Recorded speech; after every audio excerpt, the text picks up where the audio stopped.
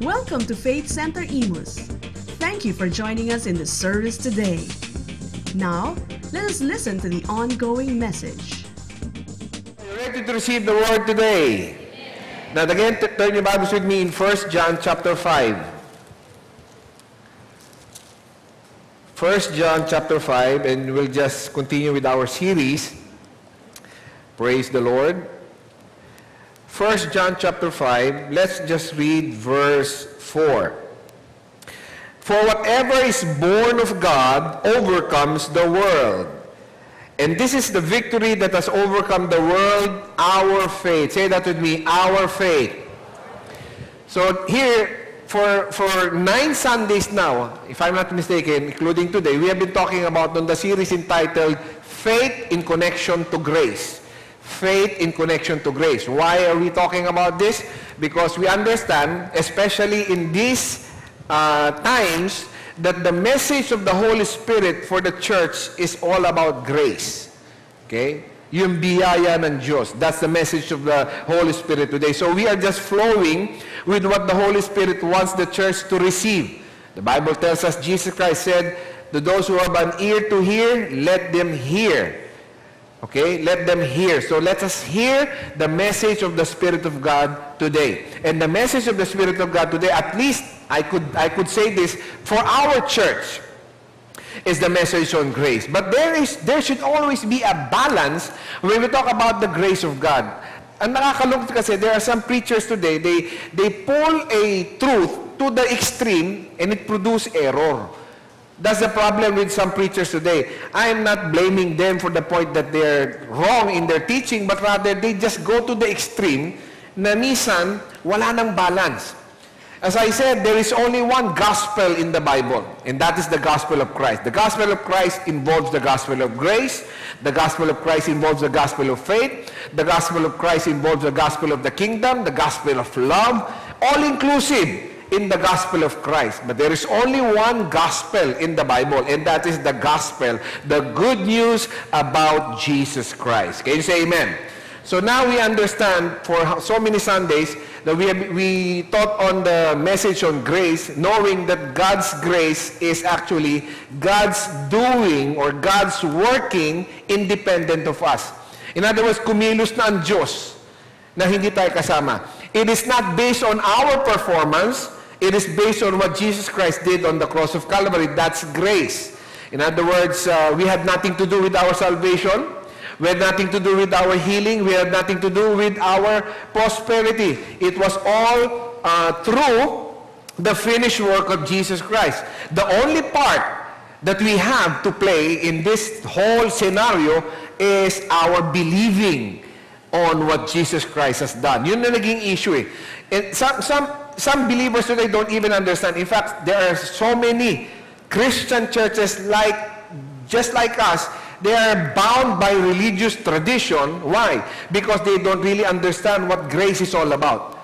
Grace is actually what Jesus Christ has done for us, for you and I, independent of our performance. In other words, it's not what you can do. You did not obtain because of your good works ang favor ng Panginoon. You can never earn your salvation. You can never earn your healing. You can never earn your favor or blessing. It's all through the finished work of Jesus Christ. That's grace. But our part to play as believers is to believe and receive. Say that to me, believe and receive.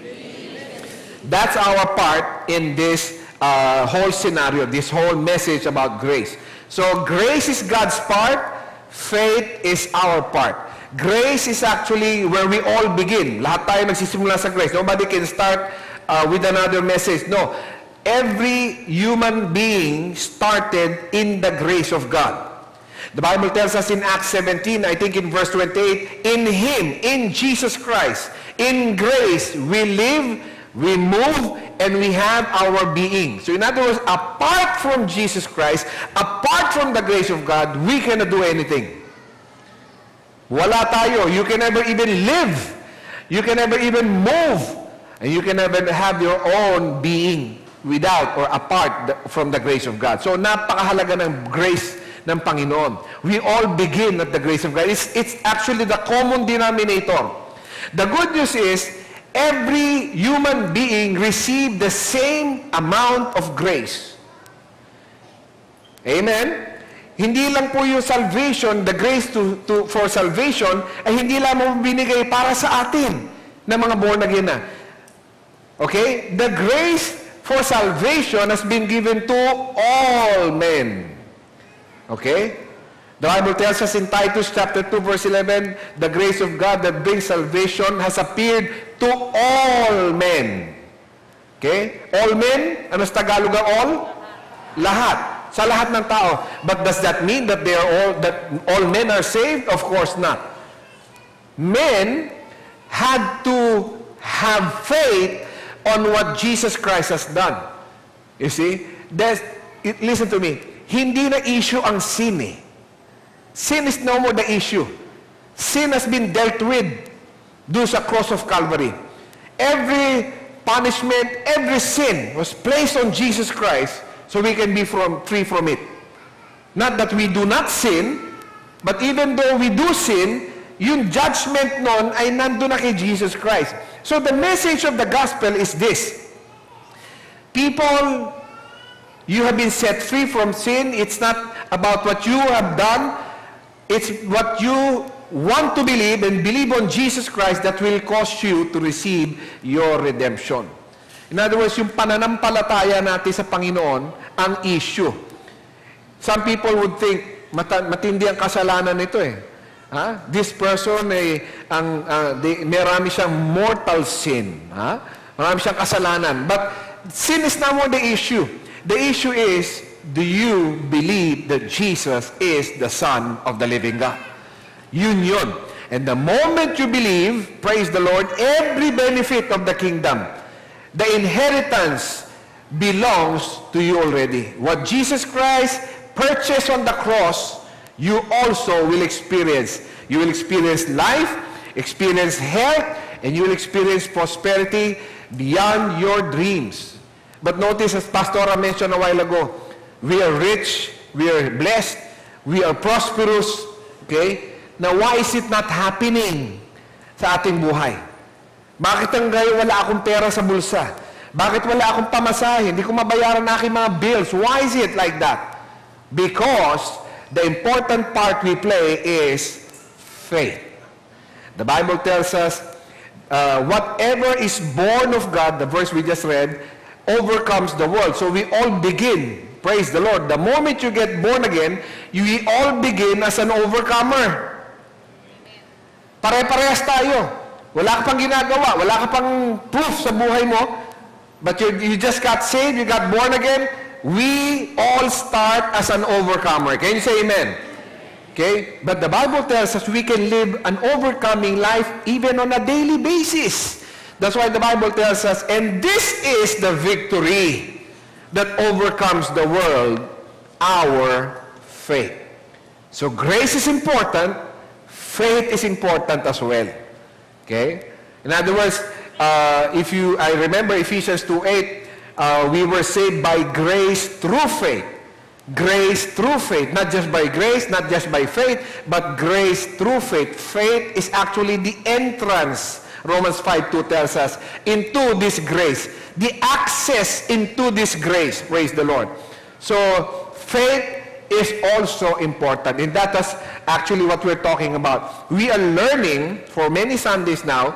I'm saying this because this short review, people should understand that when I talk about faith, I'm just not focusing on faith, but actually right now we're focusing on faith simply because we want to learn how to tap into the grace of God. Ang faith kasi ang pang-connect natin sa biyaya ng Panginoon. And if you do not know how to operate in faith, even if you don't know what faith is, how can you benefit from the grace of God that is so abundant? Hindi mo pakikinabangan, sayang lang. Yung sinasabi kanina, Pastora, sayang. You see? If you do not know how to operate in faith, then sayang ang biyaya ng Panginoon. You can never blame God and say, Lord, but ganon? How come this person, this brother is so blessed than me? No, you're both blessed. The problem is, do you apply the same faith for the same blessing? You see? Meron ng blessing. The blessing is already upon us. But our faith will access the blessing to flow in our lives. Can you say amen? Okay, so at least just give you a background of why we are studying faith in connection to grace. Now, this morning, the subtitle is entitled, Faith is an Action Word. Faith is an action word. Now, turn your Bibles with me in James chapter 2. Faith is an action word. Now, if you remember, in the course of the series, nagbigay tayo ng definition of what faith is. Many definitions we find in the Bible of what faith is, but we came to a conclusion. Yung bang, the one that we can all agree on, this definition. And this definition was, faith is acting on what you believe. Okay? Faith is acting on what you believe. That's the definition that we all agreed. At least, as far as I know, nung tinanong ko kayo, can we agree on this? Because we need to be on the same page pagdating sa pag-aaral. If I'm on page 52 and you're on page 49, then we cannot understand what we're reading. You see? But if we can be on the same page or having an understanding of what we're talking about, then mas madali tayo magkakaroon na understanding. So, ang binigay nating definition on faith is that faith is acting on what you believe. Okay? Faith is acting on what you believe. So, the subtopic for this morning is faith is an action word. James chapter 2. Let's begin reading in verse 14. Okay? James chapter 2, beginning in verse 14. What does it profit, my brethren, if someone says he has faith but does not have works? Can faith save him?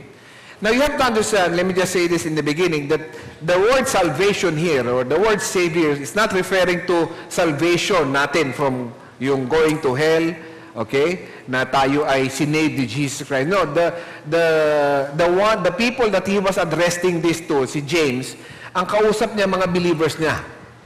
Okay? Kaya sabi niya, brethren, brothers and sisters, ang kausap niya. So ito mga born again na. Can you say amen? So hindi ang pinag-uusapan, lilinawin ko po, this is very, very important for you to realize, hindi pinag-uusapan dito ang kaligtasan natin. Because no one, listen to me, no one can work for their salvation. That's the trap of religion. Religion will tell you, you have to do this, you have to do that. If you cannot do this, you fall short of this, then hindi ka maliligtas. Sabi sa akin, I grew up in a Catholic background, and I graduated from a Catholic school, very strict priests, okay? Benedictine order. Ang turo sa amin, meron maraming mga rituals and so on and so forth. Maraming dapat gawin, kailangan matapos ito, kailangan ma-achieve ito. If you cannot achieve this, then you won't go to heaven. Sabi na, if you cannot fulfill the 7 sacraments, okay, then once a person dies, they go to purgatory. Okay? Yan ang mga teaching ng, narinig nyo na ba yung salitang purgatory? Can you say amen? Diba? Alam nyo, listen to me, kung may purgatorio, dito ngayon. Ngayon tayo pinapurge. Can you say amen? Hindi pwedeng you die and then you go to purgatory and then someone will pray for you. And the moment they prayed for you, more prayers means more salvation. That if they pray or more people pray for you, you would go to heaven. So imagine this, if people can pray for you to go to heaven, then today you can just pray or buy some mass cards, yung mga mass cards na binibenta, because when you buy a mass card, people will be praying for you.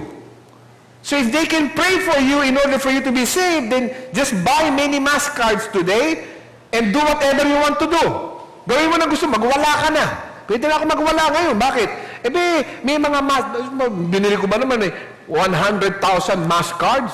Ilang simbahan ang mananalangin sa akin? You see? Actually, you're actually buying your salvation. Hindi po pwede yan You can never redeem your own, yourself. The other day, we were watching, or I was watching actually, nakita lang ni Pastor Ramean, yung Godfather 3. Godfather 3. And the story was Al Pacino at that time, he said, I am beyond redemption, he said. And give me a sign that I can redeem myself, he said. Sabi ko, yun ang problema niyan because because this is a Catholic background. The Godfather is Catholic background. Ang teaching sa kanila is that you can redeem yourself by doing good. Listen to me. You cannot redeem yourself. You see? So no one, make this clear, no one can work for their salvation. You can never be good enough for God to favor you. Okay, you're good enough. Okay, I'll accept you to go to heaven. No.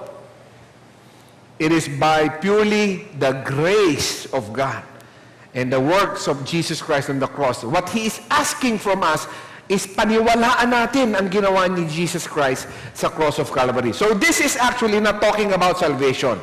Amen?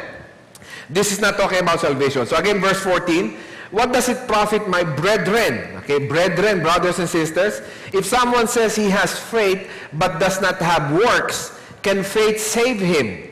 If a brother or sister is naked and destitute of daily food, and one of you says to them, depart in peace, be warmed and filled, but you do not give them the things which are needed for the body, what does it profit? Thus also faith by itself, if it does not have works, is dead. Verse 18, but someone will say, you have faith, and I have works. Show me your faith without your works, and I will show you my faith by my works. So ito, malinaw ito, brothers and sisters, and we'll pause for a while. When we talk about faith, faith is an action word. Faith has to be seen. Kaya kailangan nakikita yan. Sabi mo, naniniwala ka eh. Pag sinabi mo naniniwala ka, it has to be seen. May proof that you really believe. You see? You have proof that you really believe. Naniniwala ka. Sabi mo, naniniwala ka. Now, if you believe the Word of God, okay, then you should have an action. Nakasama ng faith mo sa Word of God. May corresponding action. Sabi niya, iba kasi puro daldal lang eh. Yung mga naniniwala ko, okay yan, Pastor, naniniwala ko sa sinasabi mo. We are rich, naniniwala ko, Pastor. We are healed, naniniwala ko, Pastor. We are saved, naniniwala ko, Pastor. I believe that, Pastor. But the question is, yung pinaniniwala mo ba, ina-actionan mo? There are many people today, especially in this Catholic country, they call us Christian country, but I don't know. Sabi nila, Christian daw ang country natin, but in reality, we are influenced so much by the Catholic religion. But pag tinanong mo yung mga Katoliko, sabi mo, kilala mo ba si Jesus Christ? Naniniwala ka ba kay Jesus Christ? Ang sabihin sa'yo, oo, naniniwala ko dyan. Anak ni Mary yan eh. You see? So they believe in Jesus Christ. But does that mean they have really faith that is working for their benefit? Does their faith affect them? Yung sinasabi nila naniniwala sila kay Jesus Christ? I don't think so. Because it has to have a corresponding action. That's why, when we got born again, di ba? We kinonfess natin, I confess that Jesus Christ is Lord. That is an action. You see? That is an action. You see? So faith has a corresponding action. Let's continue reading. So they say they believe. I don't know. In verse 19, or verse 18 again, but someone will say, you have faith and I have works. Show me your faith without your works, and I will show you my faith by my works. You believe that there is one God. You believe that there is one God. You do well. Mananiniwala na isa ang Diyos. Tama. You are doing well. You believe that there is one God. But look at this. Even the demons believe and tremble. Sinasabi dito, look at this, verse 19. You believe that there is one God, you do well. Even the demons believe and tremble. Does that mean that demons that they believe in God, are they saved? Of course not. Jesus Christ is not their personal Lord and Savior. But they believe in God. They believe God exists. Just like some people of today, naniniwala sila na may Diyos, iisa ang Diyos. Does that really make them saved? Of course not. Faith has a corresponding action. Again, in verse 20, but do you want to know, O foolish man, that faith without works is dead? Now, the word works here, you can replace it with the word action. And we won't get wrong. Hindi mali. So, pwede na basahin ito ng, but do you want to know, verse 20, O foolish man, that faith without action is dead. Okay? Kaya dito natin malalaman yung sinasabi natin kanina, you're blessed, you're prosperous, you're rich. Okay? Jesus Christ provided everything for us. Ang question na ilang kasi, bakit wala sa akin? That's a legitimate question. Why is it not happening to me? If God's grace is the same for everybody, if God's blessing has been given to all born again, bakit yung healing, bakit yung blessing, yung sinasabi niyo na pastor ng prosperity, which is, I know it's in the Bible, how come I'm not experiencing it? Again, faith without action is what? Dead. Now, when you say that it's dead, it will definitely not benefit you. And you can never question God, Lord, ba't ganon? Kala ko naman ba the grace of God has provided everything that I could ever need. Bakit ganon? It's not happening in my life. Why? Because probably what you say that you believe without works is producing death or dead works. Walang effect. You see? Kaya kinakailangan nakikita yan. Nakikita yan. Ang faith, it has to be, with the corresponding action, it has to be seen. Nakikita yan. Kaya nga, ganito yan eh. As we grow and develop in our faith, praise the Lord, as you focus your eyes on Jesus, the author and finisher of your faith, praise God, I tell you, hindi pwedeng sinungaling ang Panginoon. Okay, amen. Maring sinungaling tayo, pero hindi sinungaling ang Diyos. Basta sinabi ng Panginoon, totoo yan. Kaya lang, hindi nangyayari sa atin. So, tayo ang checkin natin. Let's check on ourselves. Why is it not happening to me? Lord, I know there's nothing wrong with me because you made me perfect. But where are the things that you have promised me concerning my redemption, concerning my inheritance? Sabi ng Lord, nandito yan lahat. Binigay ko na sa iyo lahat yan. Pero ang tanong, kaya mo ba akong paniwalaan? At yung paniniwala mo ay mayroong karampatang action, so to speak. And in verse, look at this, verse 21, was not Abraham our father justified by works or actions when he offered Isaac, his son, on the altar? Do you see that faith was working together with his actions? By works, faith was made perfect. You see, just drop down to verse 26. For as the body, so kinunik ni James yung katawan, okay? For as the body without the spirit is dead, so faith without works or action is dead. The one that's giving life to your physical body is the spirit man. The one that's giving life to what you say faith that you have is the corresponding action to it. Pag wala kang action to it, puro dadayan, puro hearsay yan, it will never benefit you. You see? Now that is why I'm making this clear that grace is God's part. Lahat yan. God's grace is so abundant. Okay? Napakayaman ng biyaya ng Diyos. But you can only tap into the grace of God by faith. Okay? Now, let me give you some examples on the Word of God. At least I'll give you 6 examples of acting on what you believe. Now, turn your Bibles with me in Mark chapter 2. Kasi sayang naman, pambihira naman. Nandito ka na rin lang naman eh. Hindi mo pa tuloy-tuloy itong pinaniniwalaan natin.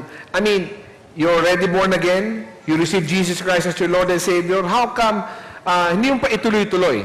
Why not go for the goal? In other words, follow Him. Follow every aspect of how we can experience the abundant grace of God. Praise the Lord. In Mark chapter 2, look at this. This is the story of the paralytic man. Let's begin reading in verse 1. And again he entered Capernaum after some days, and it was heard that he was in the house. Immediately many gathered together so that there was no longer room to receive them, not even near the door, and he preached the word to them. Then they came to him bringing a paralytic who was carried by 4 men.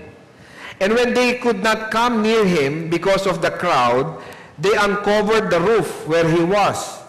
So when they had broken through, they let down the bed on which the paralytic was lying. Now, ito yung scenario. Now, gamitin lang natin ang ating sanctified imagination. I mean, we are not so sure kung anong klaseng bubong meron ang mga Palestine people o yung mga Jews noong time na yun. We don't know what kind of roofing. But at least we have an idea based on what we see on relics o yung sa mga nakikita natin na hindi ito galvanized. Amen? Kadalasan ng bubong na nakikita ko sa mga mga pictures, even sa internet about the houses of people sa Palestine, ay buhos. Buhos. Buhos. In fact, if you go back to Acts chapter 3, if I'm not mistaken, you remember si Peter, sabi, nandun siya sa taas ng bubong, and he was praying, and the Lord revealed to him something by a vision. Diba? May parang isang blanket na ganyan, and nilagay doon ng Panginoon all kinds of animals. And sabi ng Lord, come on, kill and eat. Sabi, I will not kill anything unclean. Something like that. He was on top of the roof. Okay? There is a possibility na, kasi slab yung roof, ganun katiba yung buhos yun, buhos. So imagine, merong 4 friends na may kasama silang paralytic man. Friend nila. Pinapasok nila doon sa room, sa house, but they could not get into the house because of punong-punungan ng tao. What they did, they went to the roof and they started na i-chip o butasin yung bubong. Imagine the scenario, Jesus Christ is inside the house, teaching the people. Pagka ba nagtitiktik ka ng bato, saan pupunta yung tinitiktik mo? O di yung gulo nun, di ba? Bumabagsak doon kila Jesus, gumagano siguro si Jesus, ano ba ito mga to? At ito pa yun, hindi po the hole na kinreate nila, hindi po yung sinlaki lang ng manhole. Kasi hindi na pwede, pag hinulog nyo ng pag ganun nyo, mahuhulog yung paralytic man, o mabibigti. So it had to be the size of the bed. So imagine how big the hole was. Ang laki nun. For them to bring down, ibaba yung kaibigan nilang ganon, malaking butas yun. Imagine what kind of chaos nangyari kaya sa loob. Ano ba itong, kung sino man, kaya nga, ang paniniwala ko talaga, this is my own view. I'm not making a doctrine out of this, okay? This is my own view. Sabi natin, view ni Pastor. Bakit kaya hindi nagalit yung may-ari ng bahay? Siguro naman kung bahay mo gaganon, hindi ka naman, ba't pawasakin yan? Pambihira kay bahay ko yan. Pawasakin mo. Pero wala ka nakita na galit dito. Hindi nga ito doctrine. View lang ni Pastor. Bahay ni Jesus yun eh. Bahay ni Jesus yan eh. And I don't have the time to show you other scriptures, but this is the home of Jesus Christ. So si Jesus Christ may bahay. Contrary to popular belief na walang bahay si Jesus, sabi raw ni Jesus, I have nowhere to lay my head. May bahay siya. Can you say amen? But that's not my point today. So, these guys, dinala nila yung kanilang paralytic friend, ibinaba sa isang malaking hole na ginawa nila sa roof. And notice what happened in verse 5. Okay? When Jesus saw their faith. When Jesus saw their faith. Now, pag sinabing saw, di ba yung nakita? Can you say amen? So, nakikita ang pananampalataya. Hindi sila puro dada. Hindi sila puro speak. Nakita ni Jesus Christ the action to their faith. When Jesus saw their faith, okay, He said to the paralytic, Son, your sins are forgiven you.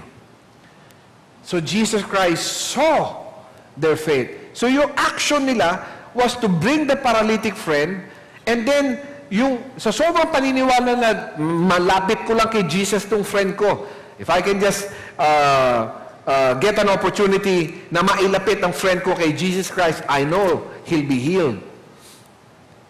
So Jesus Christ saw their faith. Faith is an action word. Second example is in Mark chapter 5. Sunod-sunod na po ito. Mark chapter 5, this is the woman with the issue of blood.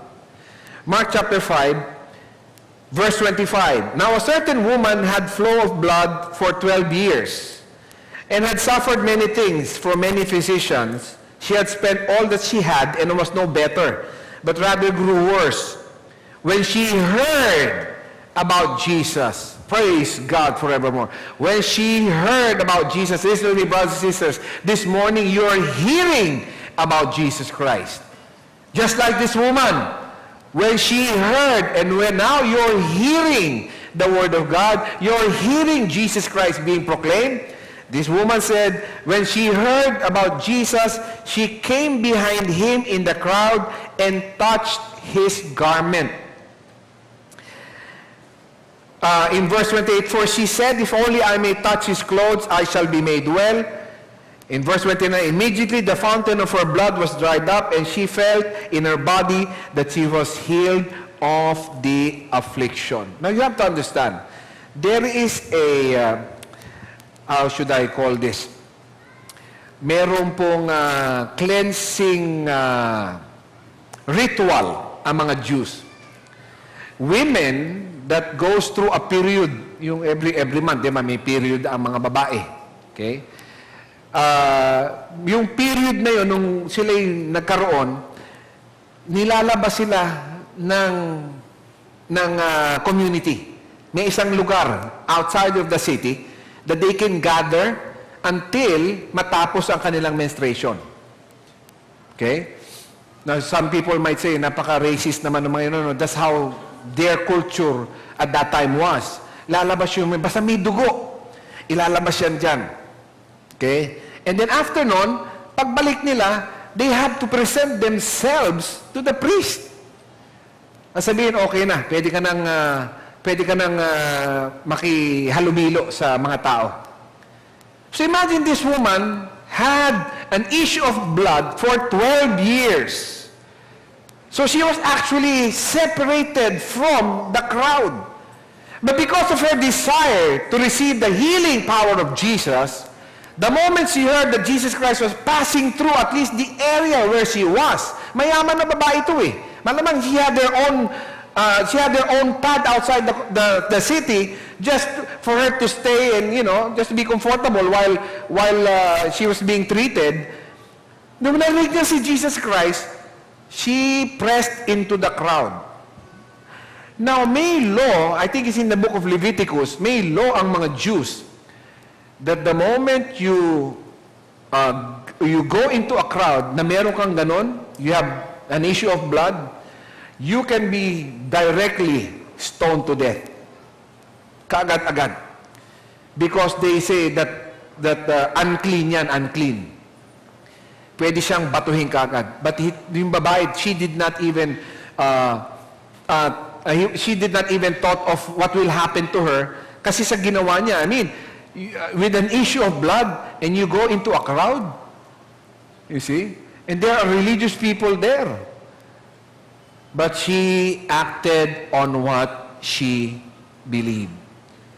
She went into the crowd and pressed towards Jesus Christ. So what happened was, in verse 29, immediately, or verse 28, for she said, if only I may touch his clothes and shall be made well. Now, this exact verse, verse 28, in the Amplified Bible, it says here, for she kept saying. She kept saying. Okay? If only I touch his garments, I shall be restored to health. In the International Standard Version, it says, for she had been saying. She had been saying. So in other words, she was confessing. May kino-confess siya. Confession is an action word. Confessing is an action word. She had been saying. And then, meron pang corresponding action yung sinasabi niya. She went into the crowd. Nakipress siya doon sa crowd to touch the garment, the hem of the garment of Jesus Christ. She really acted on what she believes. You see? Wala siyang pakialam. Kung batuhin ako ng itong mga to, kahit mamatay na ako halos malapit na ako mamatay. Pero 12 years ba namang inaagasan ng dugo? Baka talagang nasa bingit siya na kamatayan. But she didn't care. Sabi niya, if I only kept on saying, if I can touch the hem of his garment, I shall be made whole, sabi niya. And then, so she approached Jesus Christ and touched the garment. In verse 30, and Jesus, praise God, immediately knowing in himself that power had gone out of him, turned around in the crowd and said, who touched me? Sa dinami-dami ng tao na humahawak kay Jesus Christ. I mean, it was a crowd, many people were pressing on Jesus Christ. Naramdaman niya na mayroong power na lumabas sa kanya. When I was meditating on this many years ago, I said, Lord, why did you turn around when you felt na mayroong power na lumabas sa'yo? Was it because may special treatment ba itong babae? I mean, does this woman ay favorable sa'yo? That's why nag-minister ka sa kanya directly? Sabi nga, no. In fact, I was going to another place to minister to the daughter of Jairus. If you remember, that's a story. Papunta ako doon sa bahay ni Jairus para pagalingin yung anak ni Jairus. On my way, nangyari ito. Sabi niya, sabi ko, bakit parang sa kanya na-focus yung time na yun, na-focus sa kanya lahat attention mo? Sabi niya, because if you know, sabi ni Jesus sa akin, siya lang, she's the only person who knows how to receive from me apart from me knowing. Every ministry or every time na nag-minister si Jesus Christ sa lahat ng may sakit, He was directly involved. He goes to this place, cast out demons, lay hands on the sick, or raise up the dead. He was directly involved. But this woman knew how to receive from Jesus Christ even though hindi siya ang punteriya ni Jesus Christ. Yun ang gusto ni Jesus Christ sa atin Matutunan natin na hindi kinakailangan na si pastor pa ang maglehan sa iyo. Amen? Hindi na kinakailangan, kailangan ko ipag-pray ni pastor. Pag hindi ako pinag-pray ni pastor, hindi didinggin ang panalangin ko. No. You have to go directly to the Master. Can you say amen? That is why my mandate dito sa church na ito, this is my mandate to this church. If you remember the first few months, nung nandito ako many years ago, nandito ako, di ba? We were all moving in the Spirit always. Altar call, laying hand on fans. Okay, so no problem. But the Lord corrected me, said, now I want you to teach the people of Faith Center Imus on faith. So they will not depend on any human being, they will totally depend on me. They receive directly from me. Yun ang gusto. Hindi kinakailangan yung, pag kailangan ako mag-pray ni pastor, pag hindi si pastor nag-pray sa akin, nothing's going to happen. Minsan sumasama pa loob ng iba. Pag hindi nabibisita, ba't ganun? Hindi si pastor nagsiservice sa patay. Bakit gustong-gusto niyo palaging si pastor? Ano ba? Tingin niyo ba kay pastor ay icon?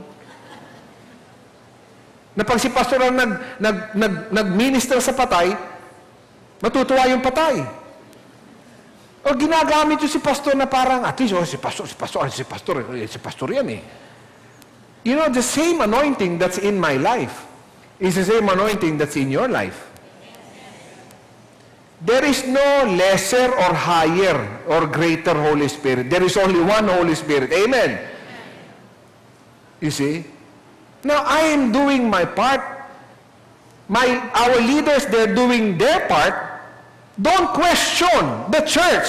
When a leader is sent to minister to you, actually, the moment you receive him, you're receiving me and you're receiving Jesus. Amen.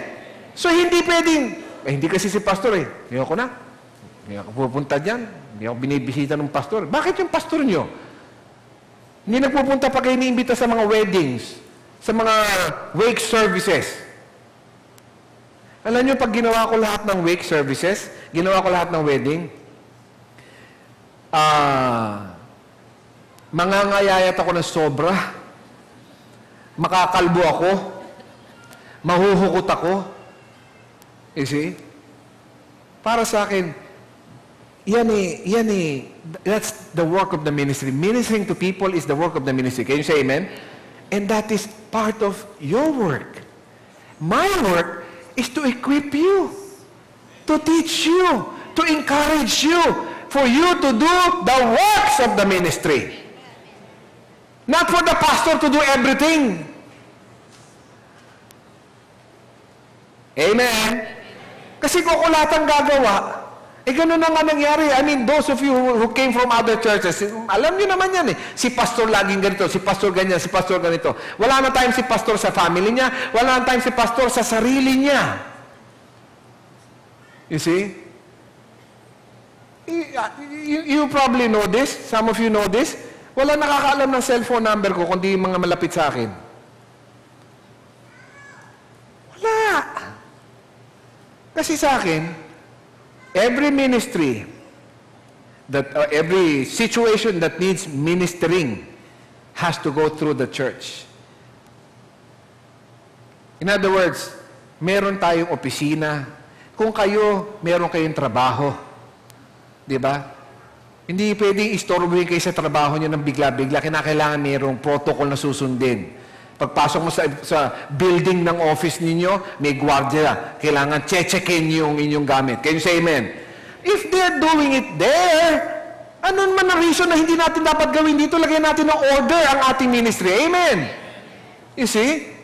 So in other words, pa-schedule natin. In fact, it was just to announce this, make it clear.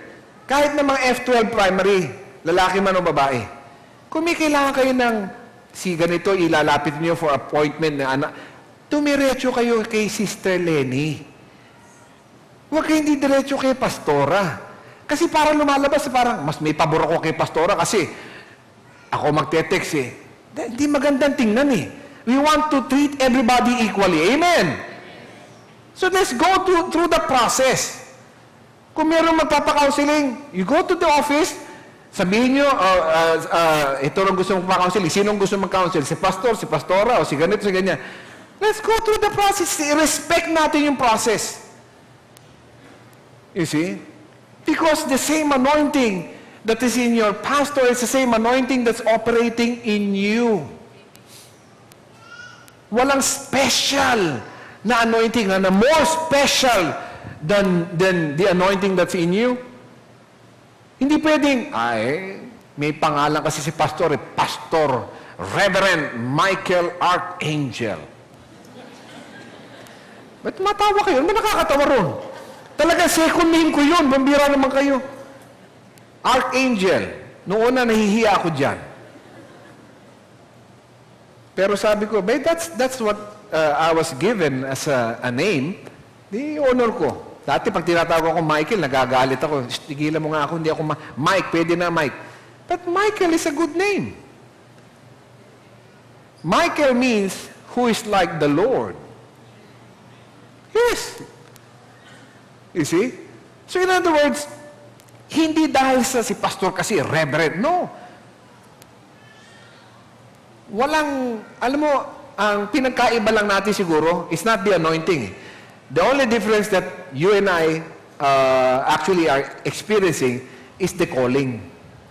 Iba calling ko, iba calling mo. Amen. You see? So, Jesus Christ wants us to directly receive from Him, not just yung kinakailangan, harapin pa niyang gano'n, ikaw may minister ako, o ikaw yung pagpre-pray kita, puntahan kita. Kita mo na limitahan sa Jesus Christ? That's why He said to the disciples, if you remember, greater works than these shall you do, because I go to my Father. Higit pa rito, sabi niya. Kasi si Jesus Christ was limited. He was only one at that time. You see? That's why He learned to delegate. Delegate the disciples. 2 by 2, you go to this place, you go pray for this, and cast out demons, and I give you the authority to do that. You see? But don't ever think na kinakailangan si Jesus sa area natin na si pastor pa talaga. If there is an opportunity, and if I'm there, why not? I'll do my responsibility. But if not, huwag sasama loob ninyo kung di nakapunta si pastor. Imagine mo kung ilang birthdays ang nag-imbita sa akin na hindi ko pinuntahan. Di lumaki na naman ako. Bumigat na nga ako ng 10 pounds. Ayoko na. Sabi ko, ganun pala. Ang bilis magpataba. Ang hirap magpapayat. You see? Kaya hindi lahat ng imbitasyon niya. So, may kainan tayo, may kainan. Pag pwede, pwede. Pag hindi, sorry. Walang samaan ng loob. Walang personalan. Ministry lang. Can you say amen? Praise God. Hallelujah. So, look at this. This woman acted on what she believed. And notice, let's read this in verse 30. And Jesus immediately knowing, Mark 5, verse 30, in himself that power had gone out of him, turned around in the crowd and said, who touched my clothes?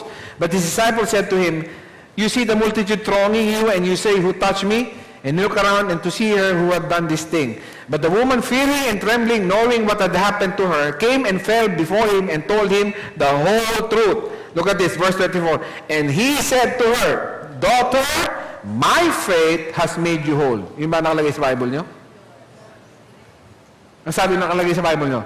Daughter, your faith. Your faith. As I said, faith is also important. Your faith. Jesus Christ was already there ministering.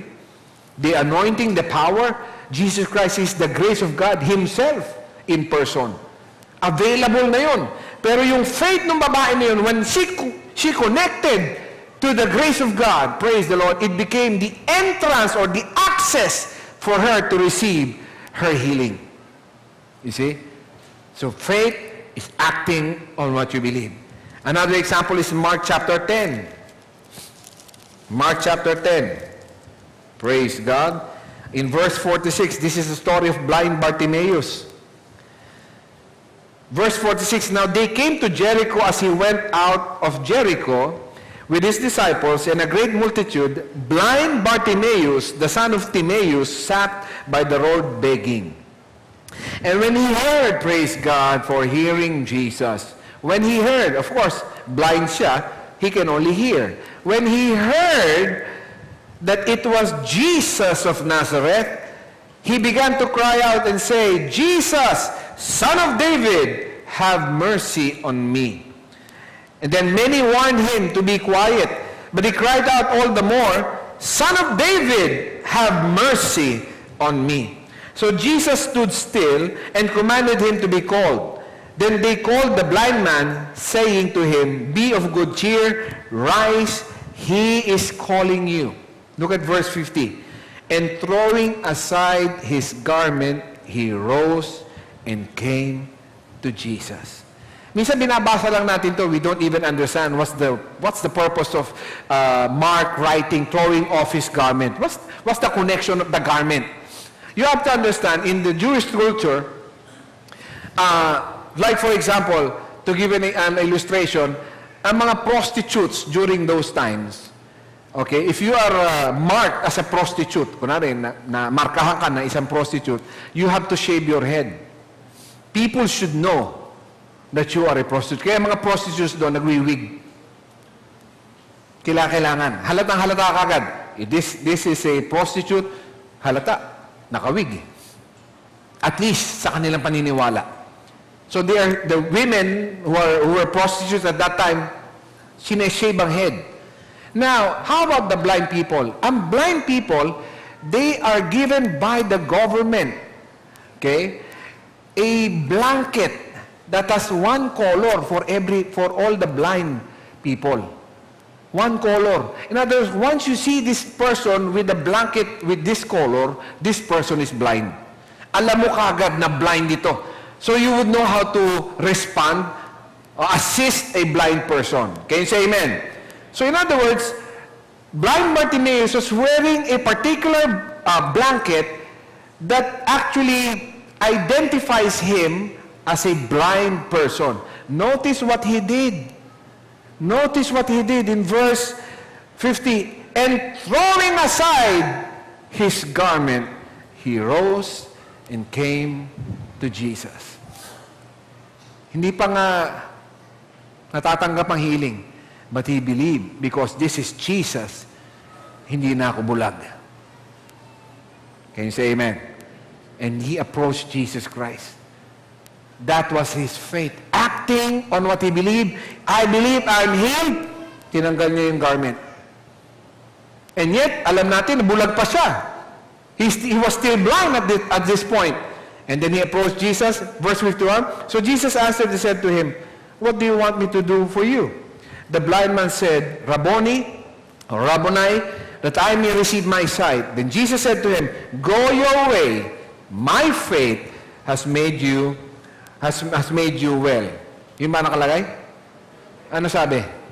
Your faith has made you well. Faith is an action word. Okay? Your faith has made you well. Okay? And immediately he received his sight and followed Jesus on the road. So notice, even this conversation, what do you want me to do for you? He was still blind. And yet, inalis na niya yung garment niya. Yung garment that proves na siya ay bulag, tinanggal na niya. And yet, he was talking to Jesus Christ face to face, and he was still blind. But he had faith. He believed, and he acted on what he believed. Praise the Lord. Another example is in Mark 11. Are we learning something today? Okay? My point is that you have to act on what you believe. Sabi mo, pinaniniwalaan mo eh. You see? Mark 11, verse 1. Na ito nakakatawa to. I mean, knowing the disciples. If you have been studying the way the disciples acted on many situations during their time, pero itong time na to is kind of different. 11 verse 1, Mark 11 verse 1. Now when they drew near Jerusalem to Bethpage and Bethany at the Mount of Olives, he sent 2 of his disciples, and he said to them, Go into the village opposite you, and as soon as you have entered it, you will find a colt tied on which no one has sat. So in other words, ito yung brand new. Yung sasakyan na ito yung brand new. Kaya sinasabi ko nga si Jesus Christ, ang gusto sa atin, puro brand new sasakyan natin. Amen. So meron ka na scripture ngayon that the Lord wants us to experience or have brand new vehicles. At that time, of course, ang sa kanila, yung Colt. Eh ngayon, meron tayo, Colt Lancer. Pero noong araw, colt, sasakyan nila yun. Okay? Colt, sabi gano'n. In verse 2 again, going to the village opposite you, and as soon as you have entered into it, you will find a colt tied on which no one has sat. Loose it and bring it. And if anyone says to you, why are you doing this? Say, the Lord has need of it, and immediately He will send it here. So yun ang utos ni Jesus Christ. Sabi niya, pumunta kayo doon sa syudad na yan, pagpasok niyo, may makikita kayo nakataling kabayo. Okay? Pag nakita niyo yung kabayo, kalaganin niyo yung tali, dalhin niyo sa akin. Pag sinita kayo, saan niyo dadalhin yan? Sabihin niyo lang, kailangan ang master. At ipadadala sa inyo yan. Notice the next verse. In verse 4, so they went their way. Ni walang nagreklamo. Walang nagsabi, pambihira naman.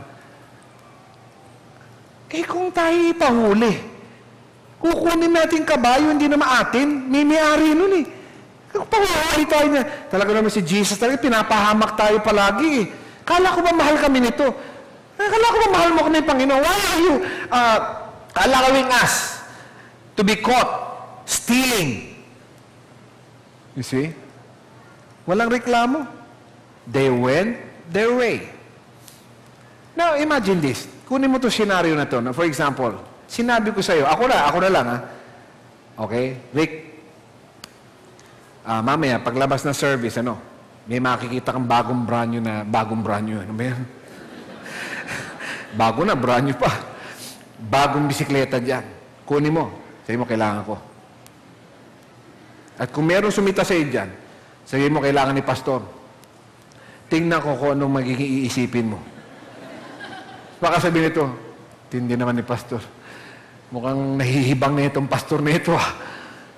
Kukunin ko yung bisikleta, hindi ko naman alam kung sino may-ari. You see? But they acted on what they believe. Pinaniwalaan nila yung sinabi ni Jesus Christ. What happened? Ibinigay sa kanila. You see?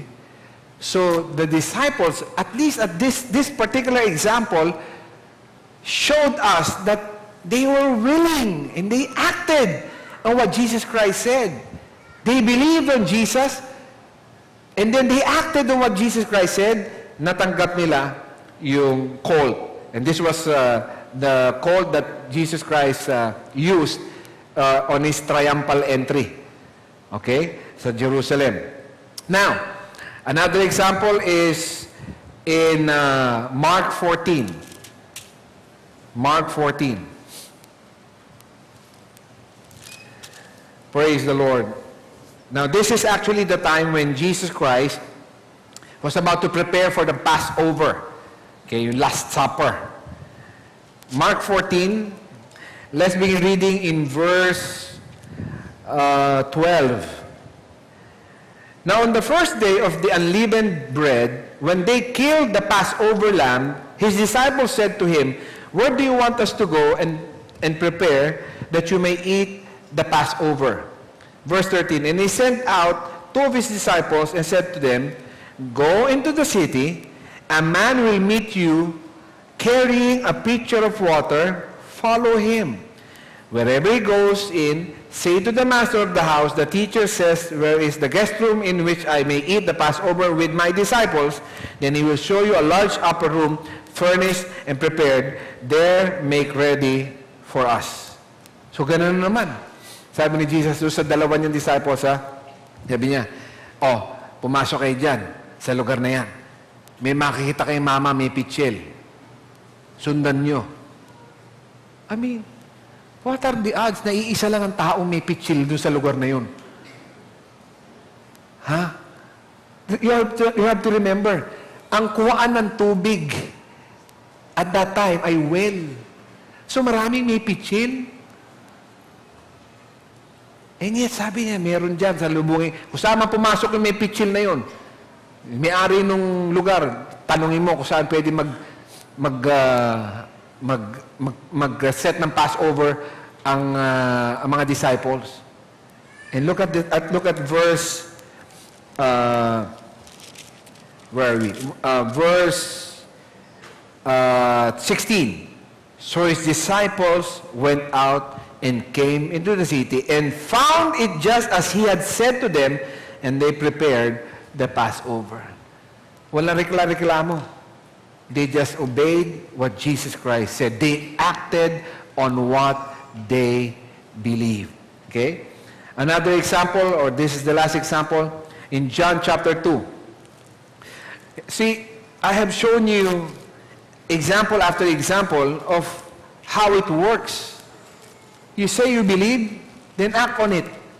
Faith without action is what? Dead. John chapter 2. This is the wedding at Cana. Okay? In verse 1, on the third day, there was a wedding in Cana of Galilee, and the mother of Jesus was there. Now, both Jesus and his disciples were invited to the wedding, and when they ran out of wine, the mother of Jesus said to him, "They have no wine." And Jesus said to her, "Woman, what does your concern have to do with me? My hour is not yet come." Sabi ko, si Jesus na matindi rin, ano? Ang nanay niya tinawag ng woman. Pag tinawag ko ng woman ng nanay ko, yari ako talaga ron. Sabi ko na rin sa akin ng nanay ko, ubos na yung tubig, kumuha ka ron. Babae, anong kinalaman ko dyan sa... Subukan mo sabihan ng nanay mo ng babae. Tingnan ko kung naubuti mo sa nanay mo. You see? But of course, he was talking as a son of God at this point. Sabi niya, "Woman, what have I got to do with you? My hour is not yet come." Verse 5, his mother, look at this, his mother said to his servants, "Whatever he says to you, do it." Sabi mo nga sa katabi mo, whatever Jesus says, do it. Sa kabila naman, whatever Jesus says, do it. Tagalogin natin kung ano ang pinagawa sa'yo ni Jesus, gawin mo. Okay? Kung ano, sabi doon sa mga servants, kung ano ipagawa sa inyo, gawin ninyo. Okay? Let's continue reading. In verse 6, now there were set there 6 water pots of stone, according to the manner of the purification of the Jews, containing 20 or 30 gallons apiece. Jesus said to them, "Fill the water pots with water." Fill the water pots with what? Water. And they filled them up to the brim, hanggang sa bibig, to pinuno. And he said to them, sabi ni Jesus, "Draw some out now and take it to the master of the feast." And they took it. Praise God. Alam mo, ano yung kulang sa party? Wine. Ang kulang sa party, wine. Sabi ni Jesus Christ, punuin niyo yung mga tapaya na yan, punuin niyo ng tubig. Tubig! O pag puno na ba? O sige, sumalo kayo, dali niyo ron. Sa party. Kano man ang sabihin sa inyo ni Jesus Christ, gawin mo. Ang tanong ko ito eh. Ito yung pan-check lang sa acid test sa inyong puso. Ikaw lang naman sasagot dito. You're the only one who's going to answer this question. Ikaw lang. Ang tanong, gagawin mo kaya? Kung ikaw yun. Huwag mo sabihin sa akin na, amen, pastor. Siyempre, wala tayong ganun eh. Wala ka sa ganun sitwasyon eh. Now, in your heart, my question is, are you going to obey what Jesus Christ is saying? Yun ang tanong ko lang sa inyo. Ikaw nakakalam, sagutin mo yan, sagutin mo ng buong puso mo, kaya sabihin mo, hindi ko magagawa yun. That's your answer, it's fine. Ang point ko lang dito, at least malalaman mo kung nasaan ang pinaniniwalaan mo. You see? Naalala ko isang pastor eh. Sabi niya, kung sakali man si Jesus Christ ay dumalaw sa inyong bahay, pagtingin mo sa ref mo, meron dong hamon at saka may tuyo. Ano ibibigay mo kay Jesus Christ? Hamon, pastor, hamon!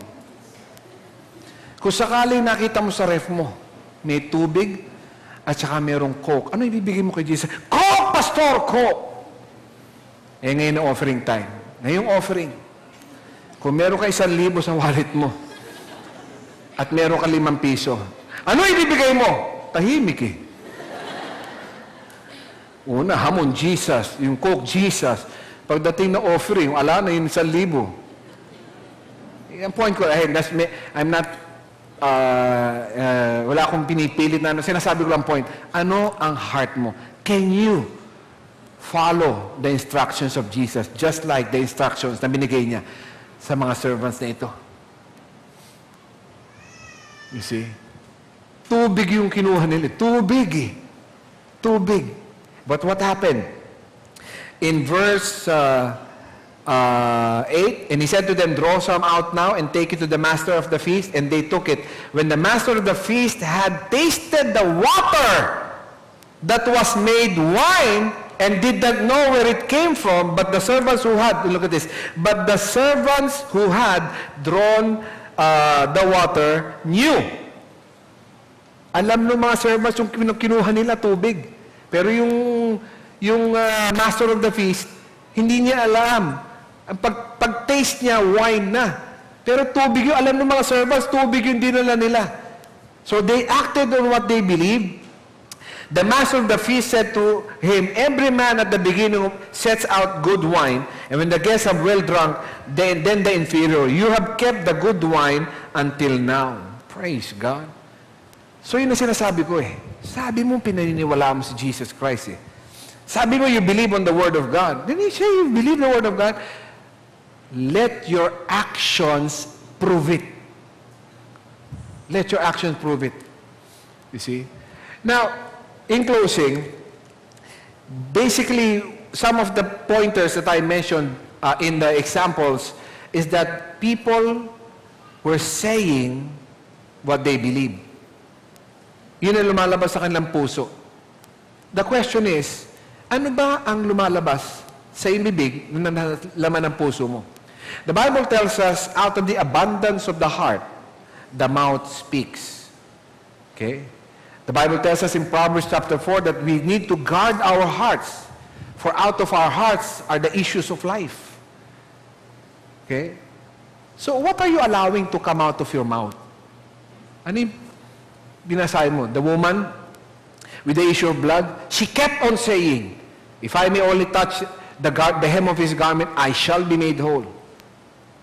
Imagine if that woman were to say at that time, wala na akong pag-asa sa buhay. Naubos na nga pera ko eh. Wala pa rin nangyari sa akin. Siguro ito na huli ko. Mamamatay na ako. If those were the words that was coming out of her mouth at that time, she would have died. But she confessed what she believed, that if she will just touch the garment of Jesus Christ, she will be made whole. So, saying is an action. Turn your Bibles with me, 2 Corinthians chapter 4. May natututunan po ba tayo? 2 Corinthians chapter 4, in verse 13. Look at this. Paul is speaking to the Corinthian church, verse 13, and since we have the same spirit of faith, say that with me, the same spirit of faith. Look at this. According to what is written, I believed and therefore spoke. We also believe and therefore speak.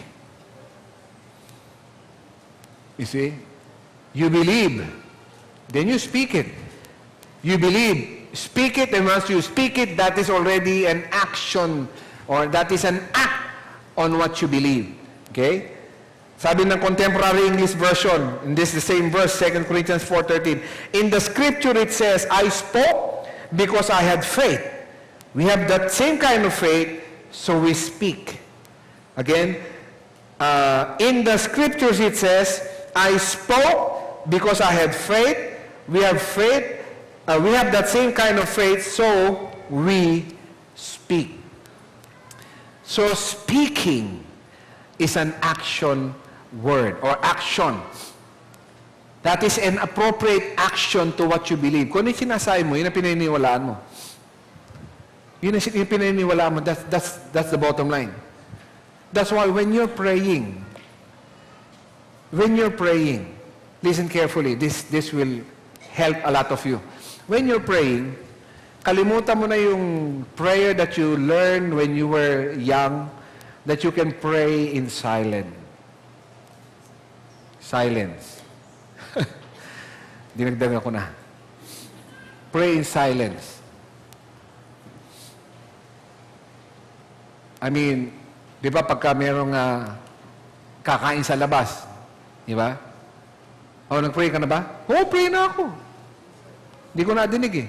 Hindi sa puso. There is no such thing as prayer just in here. Prayer should always be spoken. Listen to this. You did not pray properly when you did not speak. Amen. Mark 11, 24.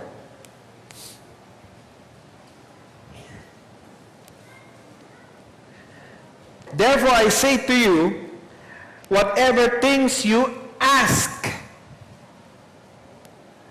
okay? Ask when you pray, believe that you receive them, and you will have them. So the Jesus Christ was talking about praying. When you pray, say that to me, when I pray. Praying is saying, again, sabi ko, praying is saying, not praying is thinking. When you pray, okay, believe. When you pray, believe that you receive them, and you will have them. So yung prayer pala na taimtim sa sarili mo lang is not prayer at all. You may be thinking of it and you may think it's right, but when we talk about prayer, I mean real prayer, you need to be saying it. You see? Pinagtataka ko lang eh, ba't pagkausap mo mga barkada mo, mga kamare mo, kumpare mo ang daldal mo. Pero pagkausap mo ang Panginoon, wala ka masabi. Alam naman niya puso ko eh. You see? No. Out of the abundance of the heart, the mouth speaks. Now turn your Bibles with me and we'll close with this. Luke 11.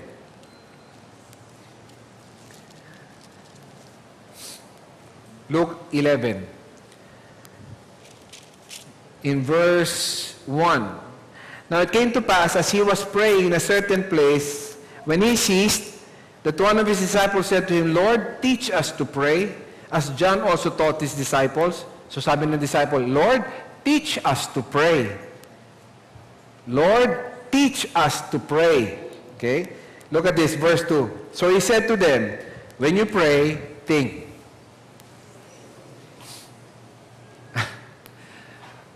When you pray, be quiet. Ano sabi ng Bible? When you pray, say. So you're not praying properly when you're not saying what you're praying. You see?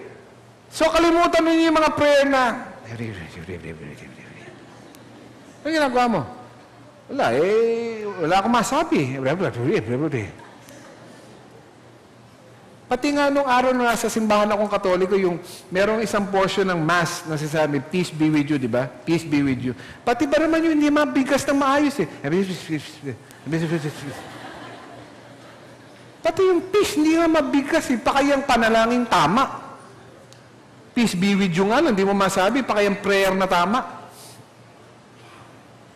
You see? When you pray, say. Faith is acting on your belief. Sabi mo, pinaniniwalaan mo, patunayan mo sa pamagitan ng action mo. Can you say amen? May natutunan ba tayo today? Come on, just bless the Lord. Hallelujah. Thank you for watching the video. We hope you have learned principles from the Word of God that will change your life forever. Our messages are available in DVD and audio formats. You may contact us at the following phone numbers: 046-471-3516 and 046-515-7459. Or send us an email, jfcf@faithcenterimus.org. If you want to sow to assist us in proclaiming the gospel, you may deposit to Jesus Faith Christian Fellowship, BPI Savings Account Number 1283-139235, Nueno Branch, Imus, Cavite. Or you may visit us at our church,